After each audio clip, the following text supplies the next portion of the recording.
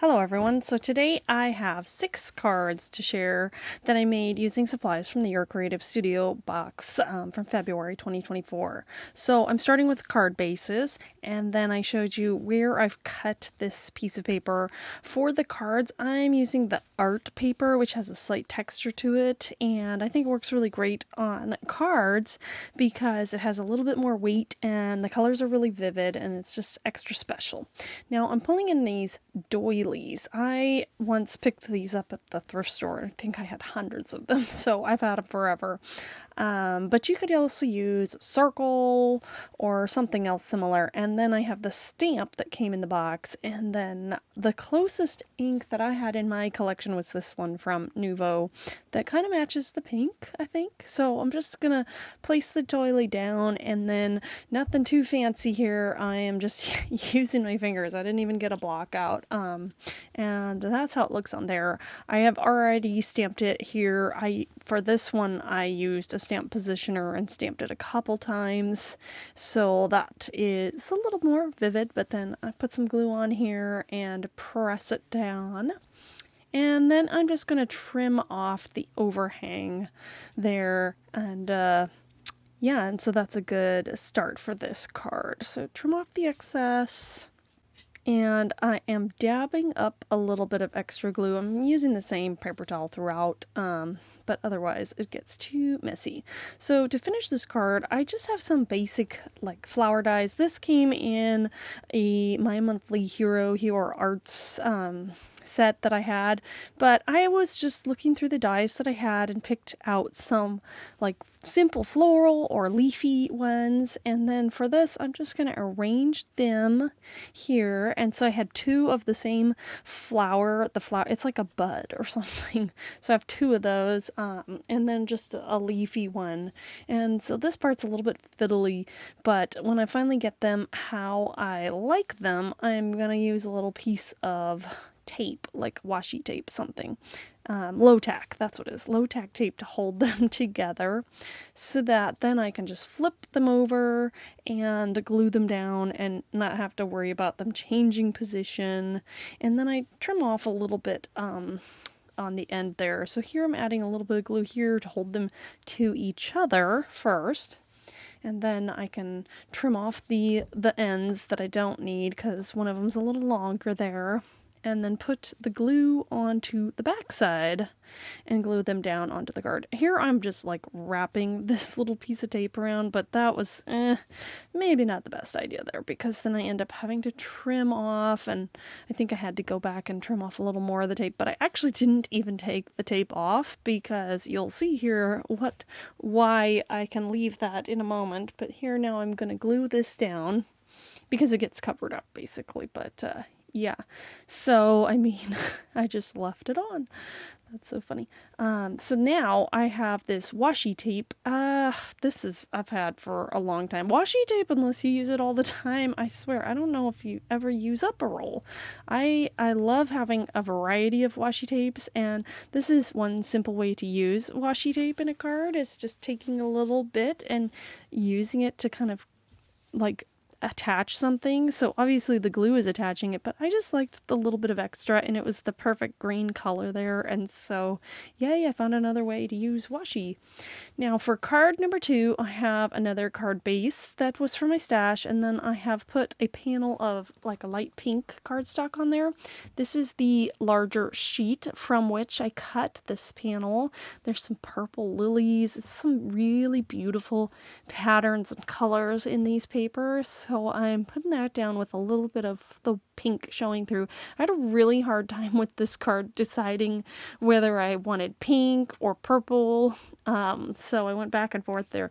Now I'm pulling in these ephemera paper kind of card or tag weight pieces, and there's a scallop one here. I'm going to add a little bit of this antique linen ink because I like that it kind of separates it from what's behind it. And then I brought in the purple. So here, I couldn't give up on the purple entirely. So I just brought it in as a little circle. And then I have this adhesive backed chipboard that I've had forever, probably.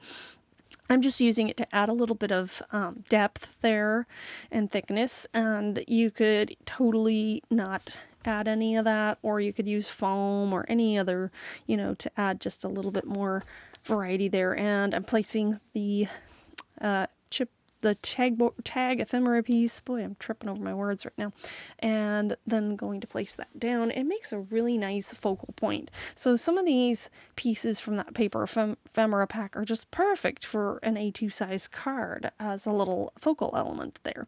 Now I have this die, thank you die, that I cut out. I also used some more of that adhesive chipboard and then cut it out in some white. So I have a couple layers of it, but I was showing you where I just cut off the right before the K, because since I have a little bit more thickness on the focal point there, I wanted it to sort of level out. It's not exactly the same level, but it's less, uneven that way. And so I cut it off where it was going to overhang, and that finishes off the second card. And I think it looks really nice, and you can see a little bit of the depth and there. So for card number 3, again, I have a nice green card base, and then I put a cream card down, and I just inked it a little bit with the antique linen.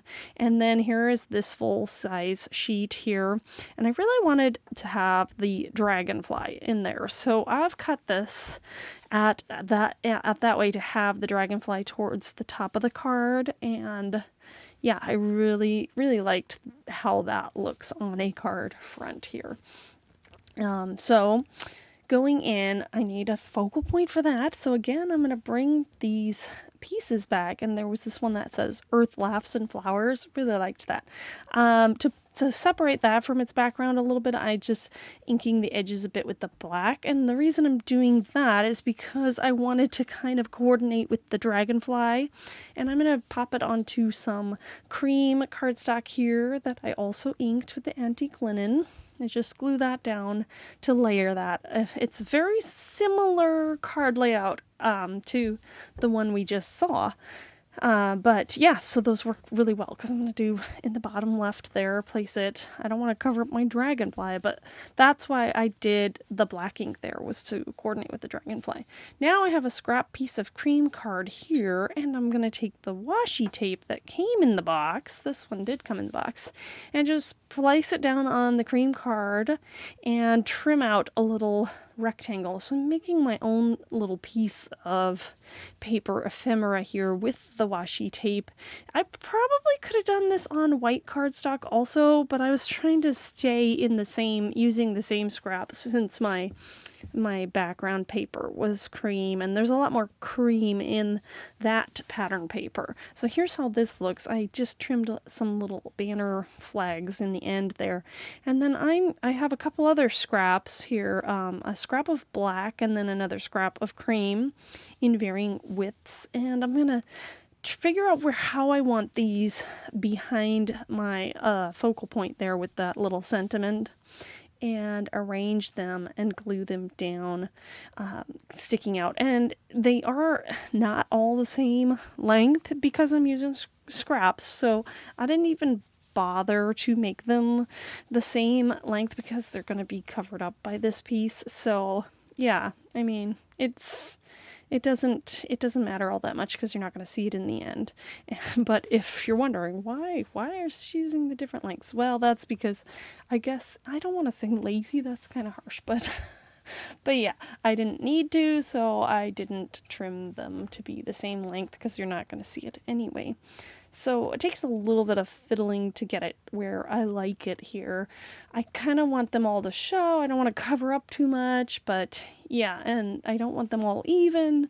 So that's where I'm kind of moving it around a little bit. And then I can go ahead and stick down my ephemera piece. And here I decided I want a little more dimensions. So I have a little scrap of black fun foam that I just roughly cut out into almost a circle shape there.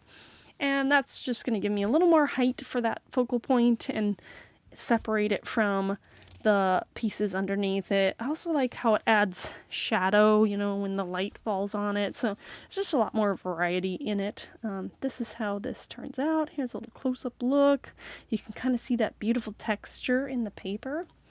So for card number 4, the color palette's slightly different here. I went with the black and white, so I have a white card base, and here's the full sheet. And then I have a tip here that I think is pretty useful. So, and I do that. The other thing I was going to say is you could also do it with acetate or packaging, clear, just to have that window to see where you want to cut. For me, I'm very visual, so that kind of helps me. Again, I'm taking some simple floral and leafy dies. I've cut them out, and then there's the other tip there that you did also see in one of the other cards, maybe the first card, where I used the tape to hold it together. This time, though, I'm gluing it down, and I am totally removing that little piece of tape. So it's really just helping me for placement. And this just adds these little white die cuts are just adding a little bit more texture and depth in the side there.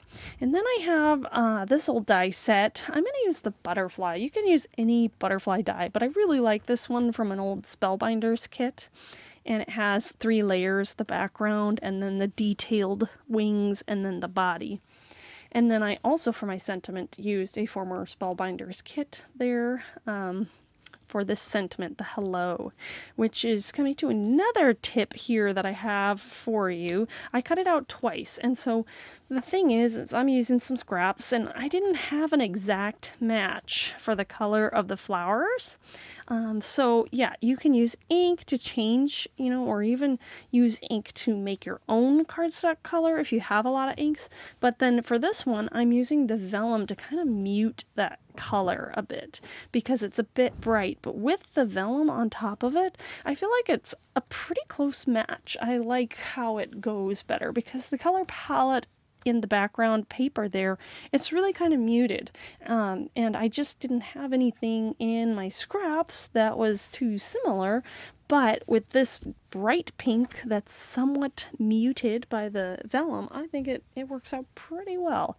So I wanted it to go just across the black and not all the way across the white. And so I'm trimming it here to fit. And I think I, again, had it on, I think I cut it out on an adhesive tape or something so I could just stick it down.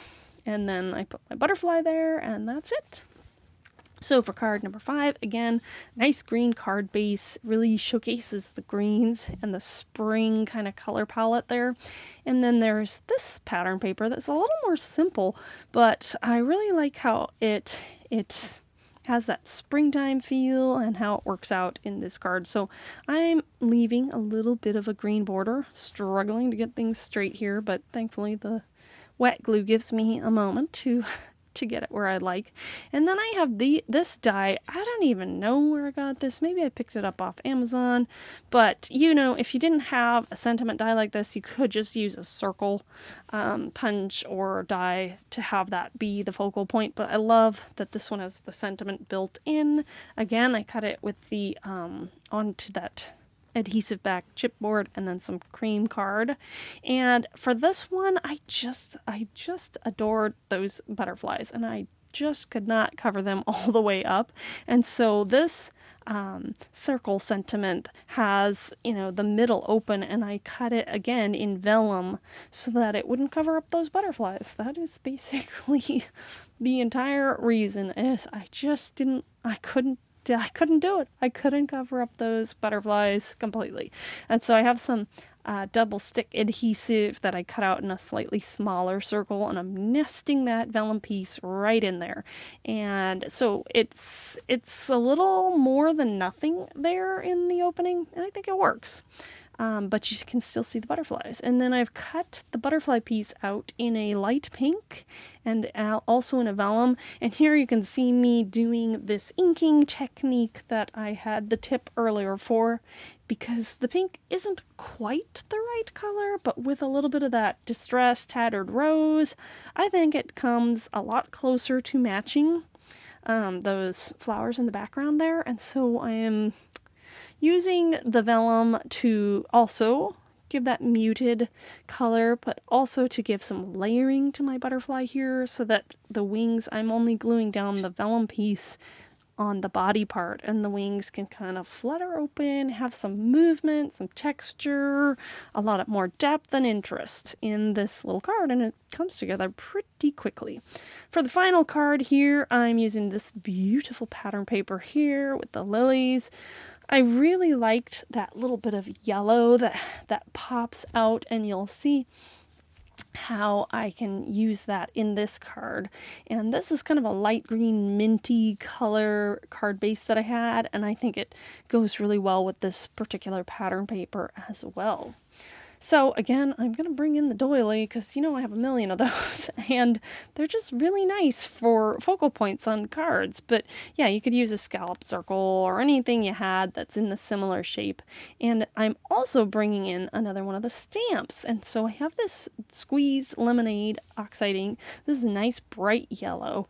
And to bring that yellow in a little more, that's on the lily, I'm just going to add just a little bit of ink to the center of my doily. And I really like how that brings out that yellow more. And then I used a gray. I have this gray hybrid ink for the stamping because there's some grayish tones, and I just used some clear fine detail powder, and I did it super fast, and yeah, it worked. So I didn't even add more tacky stamping or anything. The hybrid worked pretty well since I didn't take too long between putting the powder on, and embossed that for just a little something extra there on my doily. And for this one, again, I'm going to trim off the overhang. I like how that looks with it just going right off the edge there. And I will bring in another word die. This time I have the word smile, which I cut out in white, and I think it just stands out nice like that. And here is a tiny little piece of the paper ephemera. Now I kind of wanted to have a little white border, and I've gone back and forth on this because I actually didn't have a circle punch or a die small enough to provide that little tiny white border, so I kind of hand cut it out, and then when I was putting it together, I just didn't love it, and so I ended up tearing it off, and here it is, the final card, but I'm still not sure. Let me know in the comments. Do you think it should have the white border, or do you like it as it is? That one I'm still not so sure about. Here are all 6 cards, again, briefly. As always, thank you for watching, and have a wonderful and creative day. Bye!